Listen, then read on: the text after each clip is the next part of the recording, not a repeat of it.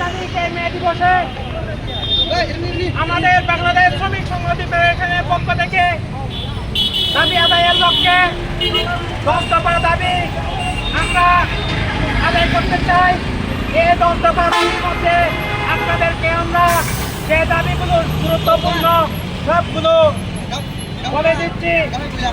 আমাদের জাতীয় ন্যূনতম মজুরি 24,000 টাকা থেকে 30,000 টাকা করতে হবে। সকল শ্রমিকের জন্য স্বল্প রেশনের ব্যবস্থা করতে হবে। শ্রমিক নেতাদের দায়েরকৃত সকল মিথ্যা মামলা সহ পুলিশি হয়রানি বন্ধ করতে হবে। আন্তর্জাতিক শ্রম আইন অনুযায়ী শ্রম আইএলও কনভেনশন 87 ও 98 অনুযায়ী সংগঠিত হওয়ার জন্য অবাধ ট্রেড ইউনিয়ন অধিকার নিশ্চিত করতে হবে।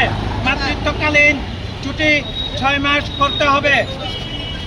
শ্রমিকদের জন্য স্বাস্থ্য বীমা, সামাজিক সুরক্ষা, সোশ্যাল ইন্স্যুরেন্স স্কিম এবং সরকারি সহায়তায় প্রত্যেক কারখানায়, শিল্প প্রতিষ্ঠানে সম্ভবত কাছাকাছি মালিকদের খরচে শ্রমিকদের বাসস্থান ব্যবস্থা করতে হবে। গণশিল্প এলাকায় শ্রমজীবী হাসপাতাল প্রতিষ্ঠা করতে হবে। শ্রমিকদের বিনা খরচে চিকিৎসা দিতে হবে। সকল দুর্নীতিবাজ, পাচারকারী, সরকারি ও সকল নেতা, রাজনৈতিক নেতা, নামদারি টাউট শ্রমিক নেতাদের অবৈধ সম্পত্তি সরকারের বাজেয়াপ্ত তাদের বিচার আওতায় আনতে হবে। সকল শ্রমিকের মানুষের জন্য গ্রুপ বীমা চালু করতে হবে। লভ্যাংশ প্রদানে সহ সকল কারখানায়, শিল্প প্রতিষ্ঠানে প্রভিডেন্ট ফান্ড চালু করতে হবে। আজকের এই মে দিবস শুরু হয়েছে 1886 সালের শিকাগো শহর নিউ মার্কেট এলাকা থেকে 11 জন শ্রমিকের আত্মত্যাগের মাধ্যমে আমাদের আজকের এই মে দিবস।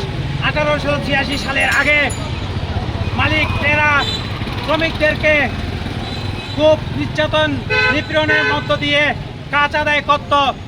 সেই কাজের বিরুদ্ধে, এই শোষণের মালিকদের বিরুদ্ধে আমাদের 1886 সালে শ্রমিক নেতারা আমেরিকান শিকাগো শহরে বড় আন্দোলন করে তুলেছিল।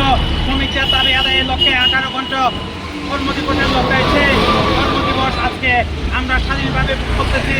আমরা চাই আজকে স্বাধীন দেশে আমরা কারো দাসত্ব হয়ে থাকবো না। যে সমস্ত মালিকেরা আমাদের দেশের সম্পদ শ্রমিকদের টাকা দিয়ে আমেরিকার বেগমগঞ্জে বাড়ি বানিয়ে বিলাসিতাভাবে থাকতেছে, তাদের সম্পত্তিগুলো বাজেয়াপ্ত করা হোক। আমরা মাননীয়